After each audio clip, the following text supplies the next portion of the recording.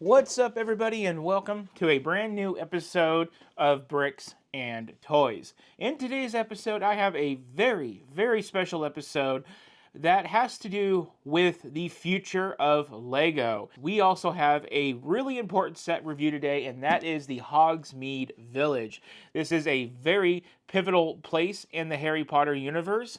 We now finally have it in adult Lego. We did get a child's play version of this in 2021. So the one thing that I want to be clear on while starting to film this review video is I do not have anything against Harry Potter, and I do not have anything against Hogsmeade Village. I think Hogsmeade Village is a pivotal place of the entire film and book franchise. A lot of seeds in the plot are actually planted in Hogsmeade that eventually blossom into storylines in the movies and in the books. I should say in the books, then in the movies to be more exact, and soon to be TV show for that fact. Can't wait to see how that goes. We are first introduced to Hogsmeade and the Prisoner of Azkaban, and ever since we first see it, it just becomes a really lovable place. But my issue with this set is actually with Lego's pricing. Now, I'm going to be tapping in and out of this throughout the entire video because I honestly feel like I just bought this set for one, because I love to do the collector's edition sets. I've been doing it ever since the Hogwarts Express. So this is like a yearly tradition at this point. It's fall, kids are going back to school, Lego drops the new collector's edition. It all just works and makes sense. I am really happy that this set is here, but the price is the thing that I really feel like, holy cow. Trust me, when I was in line at the Lego store, I looked at this set and I thought to myself, maybe it's time to buy the Italian Riviera, which is only $300 and not $400 US dollars, and it has a very similar piece count. So that thought did go through my mind, but I decided that I really wanted to make this video about Lego, their pricing, and why I think they do it. This set, $400. It is set number 76457 with 3,228 pieces. It also features about 12 minifigures. Now, I want to compare that to the Diagon Alley. See, Diagon Alley, I consider to be a really close brother or sister set to this. They are both buildings placed on a 16 by 32 base plate, but this one only has 3. Diagon Alley has 4, meaning 4 main situations of buildings. This one has 3 main situations of buildings. Mostly the 3 broomsticks takes 1, and then honeydukes, and this little is another, and then over here is the other one. Where with Diagon Alley, we basically have the same thing where we have the Weasley Wizard Whizzes, etc, etc. Now, Diagon Alley is $450. And with that set, you do get 5,544 pieces. And it does have about 10 to 12 minifigures in it. Depends on how you want to stack it and count it. So you're getting the same minifigure count. You're getting the same base of design for $50 more. And you're getting 2,000 more pieces and a whole extra building. That's really bad. And to make that even more messed up is if you haven't bought your Diagon Alley just yet because you're still holding out for some God knows reason, 5 years later, you can buy it with your Legos Insiders account right now for Back to Hogwarts Week, which I believe will be done by the time this video comes out. But regardless, you could have bought that set for $360.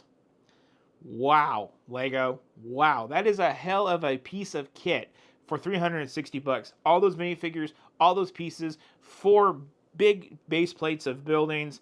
I have Diagon Alley already. I love the set. It's great. It's one that I originally built for my mom. She gave it to me to sell, and I'm like, no, it's not going nowhere. And I keep it alongside my Gringotts Bank. Then I go over here to my other phone. Speaking of Gringotts Bank, now Gringotts Bank is $430. I'm pretty sure the minifigure count is less than 12 on Gringotts, but we do have 4,801 pieces. Oh, I was wrong. 13 minifigures, so actually more minifigures for $430. So $30 more than this. We have a beautiful, basically a cavern going into the open back bank to accompany Diagon Alley, and we have almost 1,500 more pieces. We have 1 more minifigure, and it's only $30 more. You can argue and say you still get more with Diagon Alley at 450 to 5,500 pieces versus the 4,800, blah, blah, blah. We're talking about these 2 sets and how they co-relate with this. Because honestly, when you look at these prices and everything, there is honestly no reason for this to be this expensive. You can see this being at $400 is potentially the Trump tariffs here in America to the European Union. Even trying to look at my phone right now and trying to figure out if that's even a relative issue, you can't even get a clear answer. It's like the American government wakes up one day and they go, pause the tariffs, restart the tariffs the next day. You don't know what's going on as an American day to day with our economy, with our tariff situation. So can we even say that Lego has already jumped into the whole thing of raising prices for tariffs?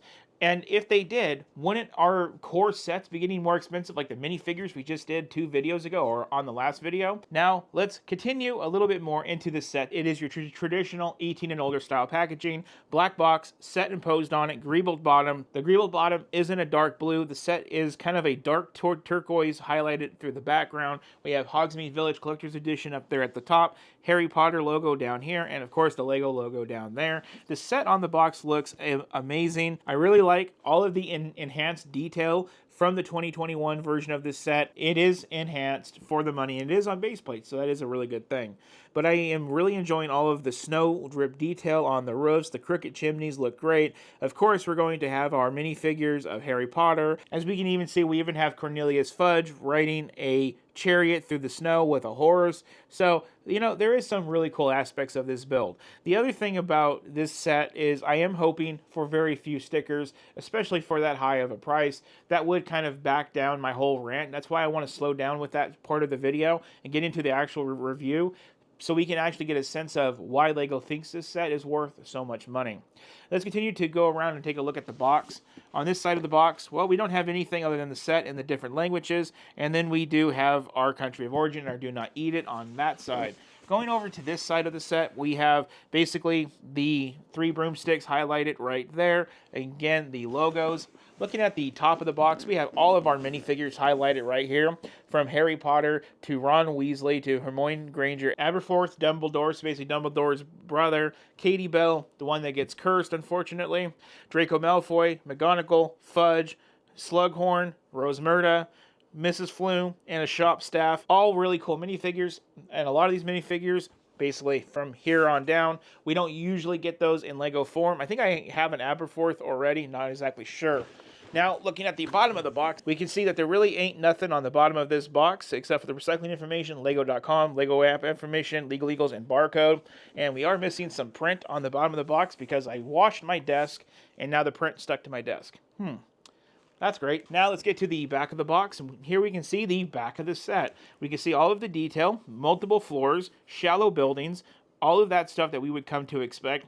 Probably load it with more Easter eggs than I can ever spot out. For some reason, I watch Harry Potter every single year, and my memory can never grasp every detail like it can with other franchises like Star Wars.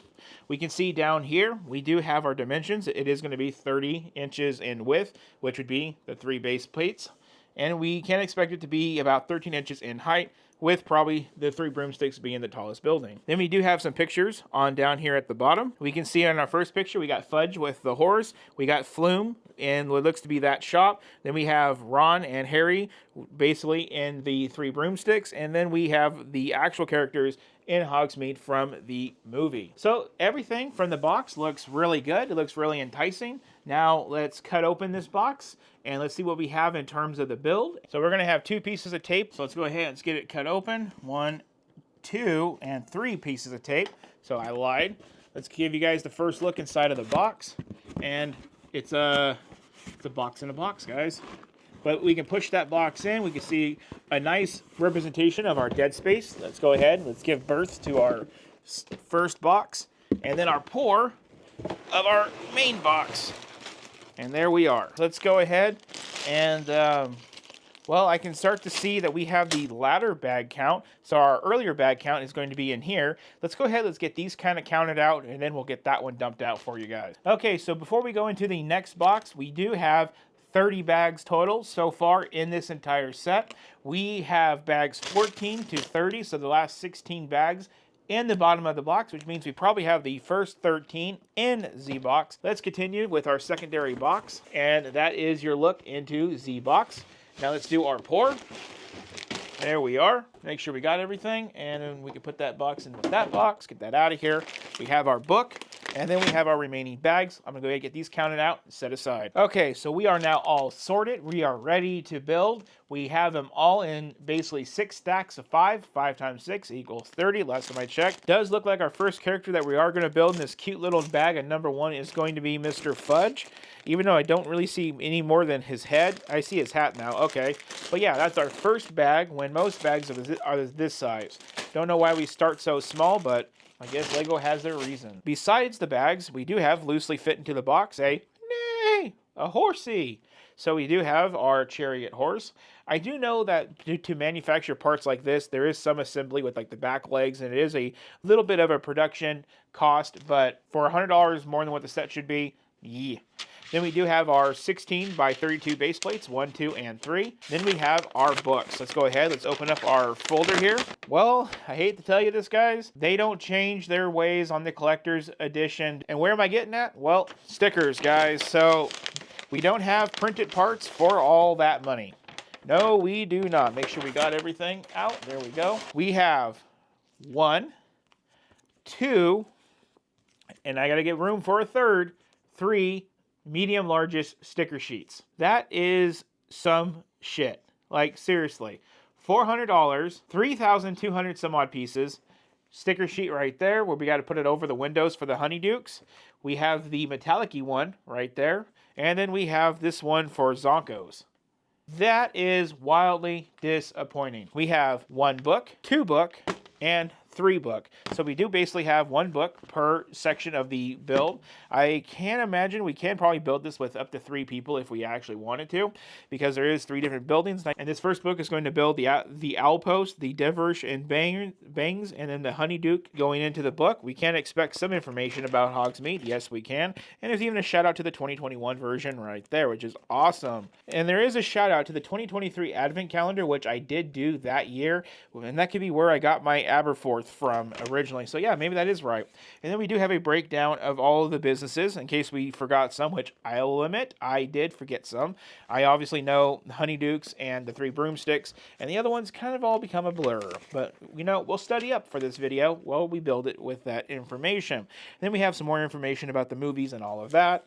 And then we go into our build on page 10 with bag number 1. And of course, we do build our Cornelius Fudge first on page 11. So now let's go to the back of this first book, and we have 187 pages total, our last being step 233 on page 186. And that builds our first building.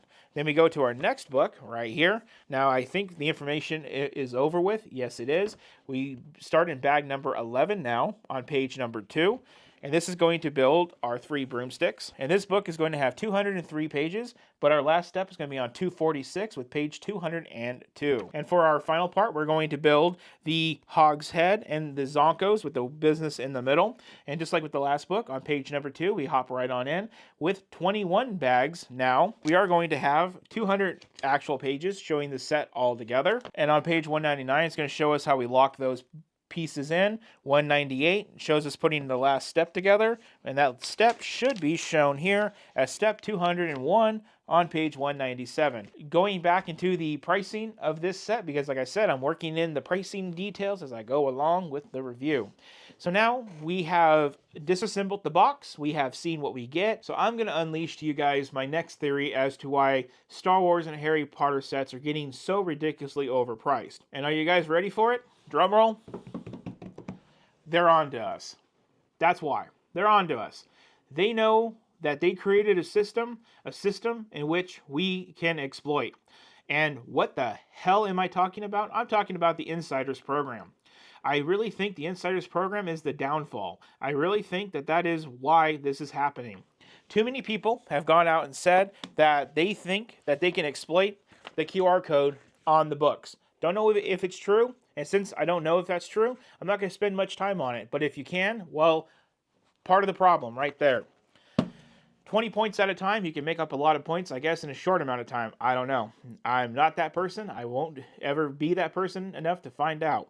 But what we do is we get focused on a franchise. We know it's Back to Hogwarts in September. Then we know right after that it's big time UCS set in October. So what do? We buy the somewhat normal priced sets throughout the entire year from all the other franchises, and we save all of our point. That way we get to walk in like a fat cat either in September or October, and we get to buy our really fancy set of the year, the big pinnacle set of the year. That's what we do. And Lego knows that we do this. And I really think that they're jacking up the price of these sets to offset the cost of people pretty much walking out of their store with their premium sets for a little amount of money. And that, in a nutshell, is my next theory. And that idea came to me based on, well, for one, so many people talking about how they're going to get this set for $200 or $300 off price because they saved their points all year round. And I'm also a guy right here, woohoo, I saved my points this year. And I saved my points for the Death Star, only to find out that even with my $200 in points that I have racked up at this point of all these sets I bought this year, that $200 only gets me down to $800 on a set that's still to me worth $600. Yeah, so I won't be buying that set. But what am I going to spend my points on? Well, I'm going to go after that $380 pirate ship, the Black Pearl on the 12th. That's where I'm taking my points to, so that will be coming to the channel, and it's going to come to the channel for the price of basically the Star Wars Juggernaut or the MTT. That's what I'm aiming for, 380 down to 180. Sounds like a dang good day to me. And see, when you think of a set like that being that cheap, Lego goes, ouch. And then that's when they go, you know what? We won't take as much of a loss if we actually jack up the price. Which is a huge bummer, because then what's the point of playing the game if they're going to take the game away? Now, guys, let me go and get this set built for you guys. I'm going to do it over a period of 2 to 3 days. I allowed myself plenty of time to get this one done. And also, for $400, I want to take my damn sweet time with it for sure and really enjoy it. And maybe refreshing up on some good old Hogsmeade memories throughout the franchise while I'm at it, so we can maybe hunt down those Easter eggs during the review process, which is going to be right here. Okay, everybody, let's dive into the review of the new Hogsmeade Collector's Edition. Oh, wait, that's not it. That's the 2021 Hogsmeade Village Visit set. Here is the Hogsmeade Village Collector's Edition set. And, well, it is one hell of a set when you compare it to, well, where we came from with this play set. I think the first thing we should do is start down the list of all of these minifigures. We have 12 in this set, and why they're here, and how are they important to the actual story. So now let's begin with Draco. Figure number 1 out of 12 is Draco Malfoy.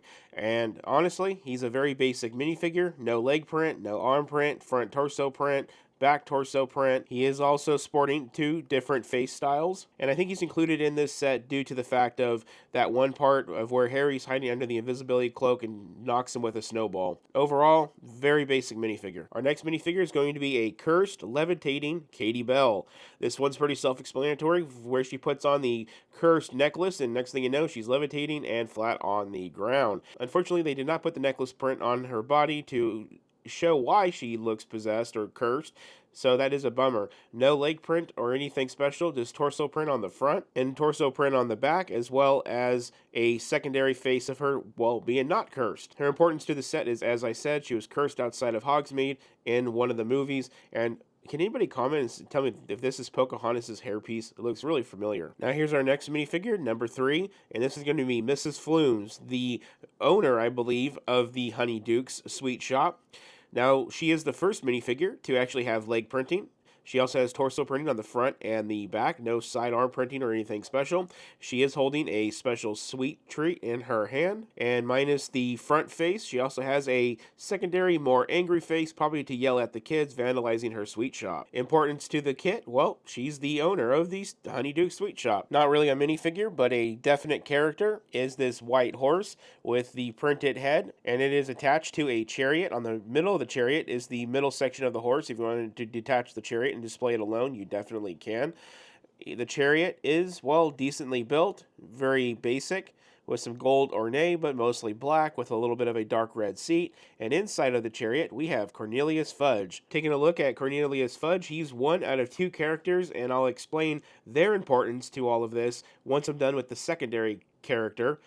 He has back torso printing, front torso printing, no leg or arm printing, and he is featuring only one face, and that's the face you see under the hat. Here's going to be our 5th minifigure, and it is Professor McGonagall. And she is featuring just a torso print, nothing on her gown. I do not know why she didn't get a print on her lower gown. I'll explain more of this in a second. She does have that face, as well as a secondary face that looks like that. And I believe her involvement with Cornelius Fudge is to do with that one scene in the movie where they're discussing the return of Sirius Black. Our next minifigure is going to be Professor Slughorn. Again, just a basic torso printing on the front and the back, nowhere else. And as well, he does have a secondary face, which is his more gritty, kind of concerned face. I honestly believe his involvement with the set is basically to use the secret tunnel to enter Hogwarts during the Battle of Hogwarts. Crossing over to number 7 minifigure, it is Harry Potter. And, well, his involvement is, well, he's Harry Potter in Hogsmeade. There's nothing more to say other than it just is like that. He is, again, very basic, back print on his torso, front torso print, and 2 faces under the hair. Again, another very, very mid minifigure. There's just a lot of mid minifigures in this set. Now, checking out minifigure number 8 is Madame Rosmerta. Her involvement is, well, she's basically the owner of the 3 broomsticks, so that's why she's in with this kit. She also plays a few different roles throughout the franchise as well. She is featuring another basic print on the torso, front and back, and nothing on her gown. And she is featuring, again, 2 different faces. Out of the 12 minifigures in this kit, she is one of 3 to hold something that is not a wand, and she is holding what looks to be a axe. Coming down to the last 4, we have the shopkeep or the shop staff minifigure. This one I can understand being basic as it's just a very minor character, torso print, front and back, and this is the 3rd character to not hold a wand in the kit. She is holding a coin, but traditionally speaking, she is sporting 2 different faces. Next up, Hermione Granger, and again, no leg print, no arm print, just front torso print and back print, as well as 2 different faces. Her involvement in Hogsmeade is pretty much up there right next to Harry's and Ron's. Speaking of Ron, here we have Ron. And again, no printing or anything special with the legs, basic torso printing front and back. And once again, we are sporting 2 different faces for this character. Now, Ron is wearing a hat that is dual molded, so it's like blue on the top with his red hair on the bottom. And again, like I said, him, Hermione, and Harry, they all have equal involvement in Hogsmeade as very integral characters in the franchise with this. And lastly, we have Aberforth Dumbledore. And this is our 2nd minifigure to feature leg print, front torso print, and back torso print.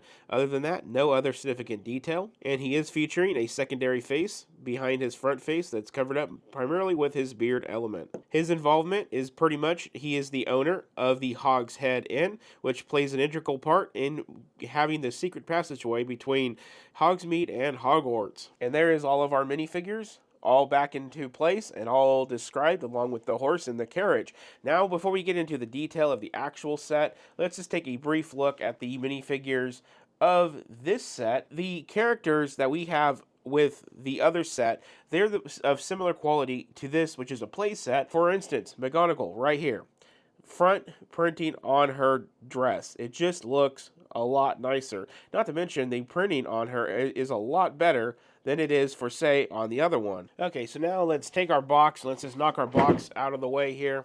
And that way we can begin to go through the set with a little bit more light on the details. Starting over here, we have the owl post, and on the side of the owl post we do have a sticker element featuring some Easter eggs of the franchise. Of course, would we expect anything else? This being the owl post, we also have this tower right here, which I believe is a probably connection point for the owls to enter the post. Then over on this side, we do have the Diversh and Bangs shop. Forgot what this shop really is all about. I think it's just here to accent the set. I do like on the owl post, we do have the slanted front. I do think that looks really cool. And the color of the Diversion Bangs really breaks up the red to the green to the Honeydukes. Now, sticker-wise, all of this is all stickers.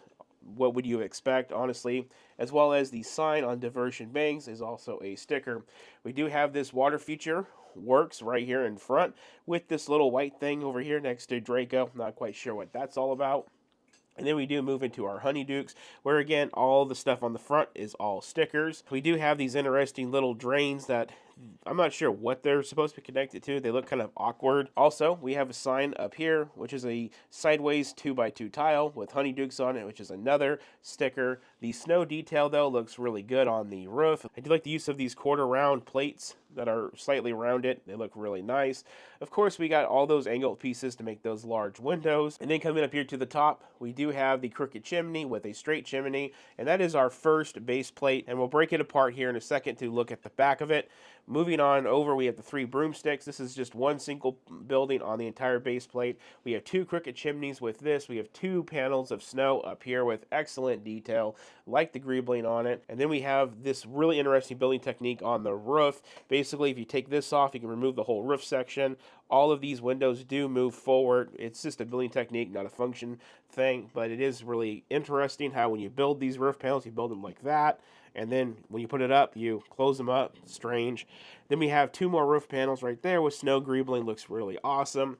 And then I like the Technic and System bricks to make the 3 broomsticks logo, as well as that gold ornate right there. And then all of our windows are featuring, instead of glass panes, we have that cross thatch plastic plating that we put in. We have these little lights on either side, the sticker element, as well as the Hogwarts to the station sign, which is also 2 sticker element. Moving on down, that kind of finishes up our building over on this side. And then we can go over here to the Hogshead, which is really interesting because the signs over here are reversed. So here's our first sticker element to the Hogshead. We have another sticker element for the Owl Post. The Hogshead is a very low-key building, which would make sense because it's what they want it to be, because it is a low-key meeting spot in the franchise. Again, we have the plates with the snow greebling on either side. We also have a little gate between the buildings. I believe that serves as a proper reference. Next to the Hogshead, we do have a sign of Sirius Black. And then we do have the Scrivenshaft Skrill Quill Shop right there in that sand bluish color. Again, we have our sign, which is a sticker element to that, as well as another sign of Zonko's right down there. That's a sticker. As well as stickers, we have the 3 stickers right across the top. Jokes and Tricks, Zonko's Toys and Games. This one is really red, and it really breaks the colors. It looks really nice as a whole. This one is facing angled inward. Basically, this comes in at an angle, then it goes flat, and then with the L post, it kind of comes out. It also kind of goes red with a muted color with the Honeydukes, 3 broomsticks, these all kind of have their own color scheme that works off each other, but then we go to the same type of muted color in the middle with a slanted building. There is definitely a symmetry with all of this, and again, with this one, we do have another crooked chimney up here at the top. We do have a lamppost. We do have another one of those weird water drains right there that kind of doesn't go to anything. Lots of snow greebling. On the ground, there is more snow greebling, lots of rock greebling, very similar to what we get with Diagon Alley. Every plate does have its own light post. Now let's break the kit apart. First building is going to be this guy right here. There we are. Taking a look at the around and about of the building. There we have it. From the back, we can just see basic details to understand what we're looking at here. This being the owl post, we're going to have an owl. We're going to have a register. We're going to have lots of mail, which is exactly what we see in the owl post. Moving over here to diversion bangs. Like I said, I forgot what this place does. I'm trying to use these Easter eggs to play off of it, but it's a really shallow spot. And then, of course, with the Honeydukes, we have all of the treats, the snacks. We have even what looks to be a little inside thing right there with a chocolate frog. Just lots of little bottles. Very basic. There is sticker elements all hidden up in here with a printed clock, as you can see up there. But the more you look at it, the more details you can see, and the more sticker elements you do find. Overall, not too bad. Just kind of like Diagon Alley, but now for the Hogsmeade Village. Now let's break apart the 3 broomsticks. Same thing. It's going to pop apart just like that. Come over here to the side. You guys can get a sense of the detail. We do have a wanted poster right over here for Finward Greyback. Coming over here to this side, we have another. And then looking at the back of the set, we can see all of the details. Starting all the way up here at the top, we have a small little room with a green little bottle. Then we have another room with a chair, and it looks to be a table with a bowl and a cup. Then we go to the next floor here where we have the green chair. And then over here, we have another room with a lantern and a cookie and another chair. It looks like we have a bathroom up here. And then we have these 2 really interesting chandeliers hanging over 2 areas. You can swivel out this table, so you can get minifigures in there a little bit easier. We have this rug pattern in front of a fireplace. Again, with the golden horns like we see on the front of the building, is now matched to the back. We have our butter beers, and we have our cash register, our menu, all of that. Looks to be a little bit of a kitchen area. We do have sticker elements that says butterbeer hidden in here. There are sticker elements hidden all throughout this set, but that is your 3 broomsticks. Now we move on to our third and final building, and we don't have any stickers on this side, nor do we have any on this side. So we'll just go straight to the back and get a look at the back. And of course, we have stickers immediately as we pop into here. We can see that they are hidden all throughout the joke shop at the register. And we have merchandise with stickers on it. Then we move over to the krill shop where we got quills, of course. And it looks to be maybe a little register of some sort. And then we go into the Hogshead Inn. Of course, it being a Hogshead Inn, there is a bed. Maybe that's Aberforth's bedroom, who knows. And then in this room, it's kind of hard to get my camera in there, but this is the meeting up place for the Dumbledore's army. That's why there's the chair, the rug. There's a plate all the way back into there that says DA, Dumbledore's army. And here we have the low-key pub, which would have the hogshead. Then, of course, with the taps to disperse the liquid of the pub. And then we do have a little door back here with a sticker on it, which is the passageway into Hogwarts. That is, of course, got to be in here. And guys, that is the gist of this set. Let's just briefly go over the 2021 in comparison. We do have a Sirius Black Walnut poster with this original version of the set. You guys can make your assumptions on which one you like more. I kind of like the low-key, toned-down version, the comparison of the 3 broomsticks, and yes, you can see a major upgrade with the 3 broomsticks. It is different in scale. It should be different in scale. And I still feel like this really gets the job done without having to spend all the money. And then lastly, let's move over Honeydukes, and you guys can get a comparison of Honeydukes.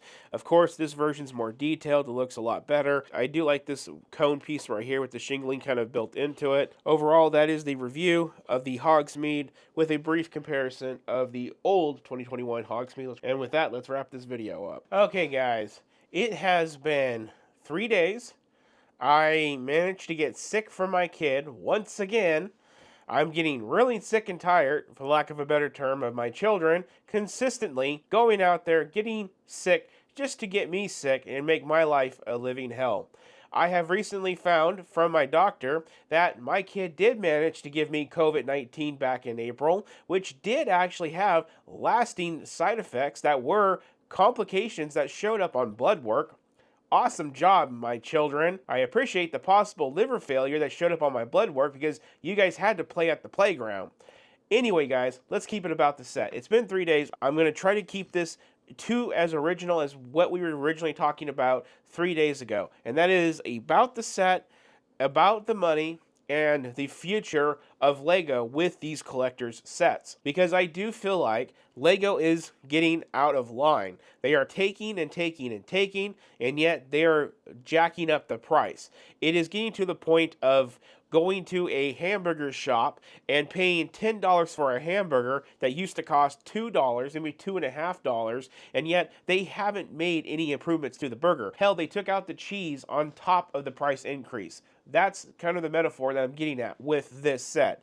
So if you are going to buy this set, which I believe by the time this video comes out, there's only going to be 1 day left in the Back to Hogwarts week, you do need to get this set while you can get the GWPs to go with it, because it's not worth the money. After all of this building, all of these cool Easter eggs, all of these interesting building techniques, everything about this set feels supremely mid.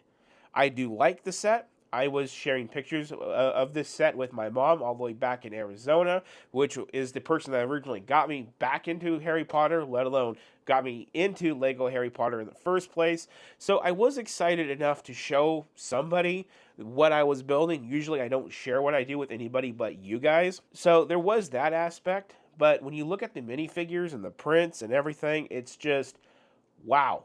We could have gotten a little bit more. And the same thing rolls over into the stickers. I mean, there's so many stickers. And there's things like the signs above the curved elements for the owl post and the Honeydukes that I had to put these round elements on a flat plate, put the stickers on so I got them the same thing so they're not messed up. And I'm just thinking to myself, like, that is expected with this. But on a set that we're spending clearly $100 over budget for, that should be a printed element. I'll tell you guys this right now, the sticker quality, minus the foil stickers, which is on the chrome sheet, those are decent quality. But the other stickers, they're pixelated, they're faded, they don't look all that rich. There's literal print lines in these stickers. It's one thing that we have to get stickers to fill in the missing details, but it's another to charge us $100 overpriced for a set and then put the stickers in that kit, and their stickers are not even good quality.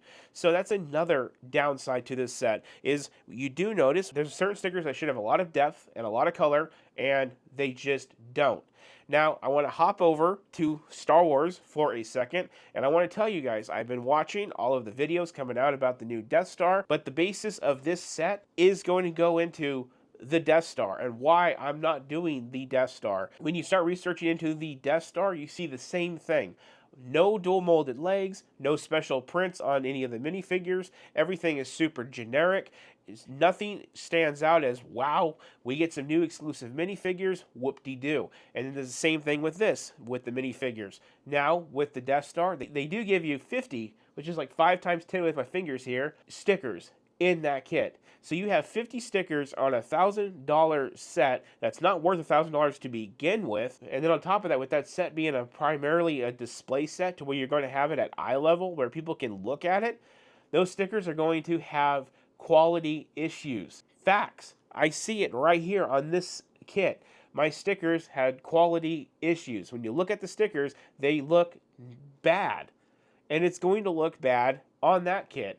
And I've already seen that there's stickers on that kit that go onto the bottom floor of the hanger that once those collect dust and things get slid on, it's game over. It's going to look terrible for $1,000. Between the quality that I see in this kit, I already see how it's going to translate over with the review videos of the new Death Star. Lego is just out of their damn minds. Now, going back to this kit, talking about the price and the day one, now there is some relief with this kit. For starters, if you buy this kit day one, you can save your ass a little bit with this kit. You do get a $5 poly bag. Probably no one's going to buy this from you on the second market. I'm currently trying to sell a few poly bags from GWP giveaways. No one's buying it. No one cares. But you do get the 40770, the Room of Requirement with the Neville Longbottom minifigure with this, and I believe any other Harry Potter set for a total of $130. So far on the market, people want $35 to $55 on eBay for this kit. And then you do get the Hogsmeade sign, which is exclusive to this kit, and people want $40 to $55 for this as well. Between this sign and this, you might be able to get that $100 overpayment back on this. But as a stretch, you guys can sell your old Hogsmeade Village Visit set from 2021 and make another $50 back. So there is a way to possibly stretch after fees, after shipping, and dealing with the general public online to maybe get that $100 back by the 3 or 4 things extra that I have right here. Now, I can tell you guys, I will likely be selling my Room of Requirement. I will definitely be selling my now extra Hogsmeade Village. I don't need this. So I will make at least around $80 or so after shipping and fees on this to lower the price of this down. I will be keeping my Hogsmeade sign. Now that's the next thing I wanted to show you guys in this video is the Hogsmeade sign. I didn't really go over it. So let's go ahead, let's unbox it together and take a quick look. Here we have it. I really like these metal things from Lego. I have the one for the Weasley house. I like it a lot. Gold plated metal cast right there. And then we do have the other part to it, which is this part. I really think this is cool. It kind of jingles and jangles. And it just sits right into there. It obviously doesn't stick because it's just cast metal. But I think this looks really, really cute. It's got the set, it's got Hogsmeade, and it's got, of course, the Honeydukes, the 3 broomsticks, and the Hog's Head kind of printed in a sign as the 3 main buildings of this set. So I will be saving all that for a possible resale one day. But for now, this kit is mine. I look forward to displaying it, but this is not such a bad investment to buy day one because of what I said. Now, going to the Death Star, as the equivalent of where we're going with this, the whole theme of this video, and overpriced adult collector sets, that one you will not be able to recover your money from. It does have a GWP, but get this, the GWP is honestly a chunk of this set. So if you sell it, you're literally missing a piece of the set. So Lego's got you by the balls there. So now Lego's got you by the balls saying you got to buy this for $1,000 day one, or you're never going to get the complete set. You're going to have to use Bricklink to piece it together if you're going to want the set ever complete, if you don't buy it on day one. And on top of that, if you buy it on day one and you get the GWP, you can't recoup any money on it because you need it for the set to complete it. Where with this, at least, we don't need the sign, and we don't need the room of requirement, and we don't need our old Hogsmeade. So we have leverage. Now, lastly, why is Lego doing this? And here is my straight up theory. For one, I think there's too many damn people on the LAN network. There's too many people. They're handing out so many of these damn sets. And I really feel like because they're promoting it so damn hard by giving them out to so many LAN members, is that they're wanting to recoup that loss of cost by selling the set for more. My guess is they're feeling like if they can promote it more and more and more, they can hypnotize you and brainwash you into wanting it more and more and more, and thus it becomes a more of a mental thing about getting the set versus paying for the set.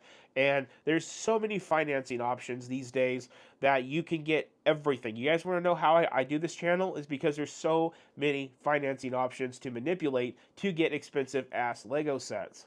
And I really think that that's all a combination right there. Is Lego knows you can easily get financing for Lego. They can easily brainwash you by giving so many of these sets to LAN members to make their videos on. And as a result, you combine that, they can slap whatever price on it. If you find something in your mental that makes you go, wow, I like that about that kit, you're going to buy that kit. At least Lego thinks that. The other thing is possible tariffs. Tariffs have hit Lego. I've been reading it on the news. Pick-a-Brick is shut down for some things here in the US. So if you are a Lego city builder and you need to get parts that are ordered from overseas, good luck. As of today of filming, you can't. So that is another thing to consider, that maybe Lego is projecting into the future and saying, we're going to be hit by tariffs on getting this set to you guys here in the US, so we're pricing it out in advance. Don't really think that's the case. Lego, I believe, makes a lot of profit from these kits. And then lastly, I think another reason that they're getting out of line is straight up because they sell it with GWPs on day one. They think you're going to sell them and make some of that money back. So why should they lose any money when that's not necessarily true, because the GWPs only last for 5 to 10 days when the set's released at the most. So I really don't know. Out of all of my theories, I honestly think it has to do with the earlier theory. I honestly think it's a really poor game move. I really think that if they keep doing this, it's going to backfire on them, and it's going to backfire terribly onto Lego. But you know what? Apple's still selling iPhones, and iPhones are a third of a product compared to what other people are doing on the market that actually want people to try their phones, where Apple's over here just shoving it right up your rear end, and you don't even know it because you think, because 10 years ago it was true, you still think you're getting a good product. And I think that's kind of what's going on here. Goliath has gotten so big that they know that they can do whatever they want to do, and you're going to bend over and take it because 10 years ago they took care of you, but they don't now. And that's the sad truth about companies that get way too long in the tooth and way too big.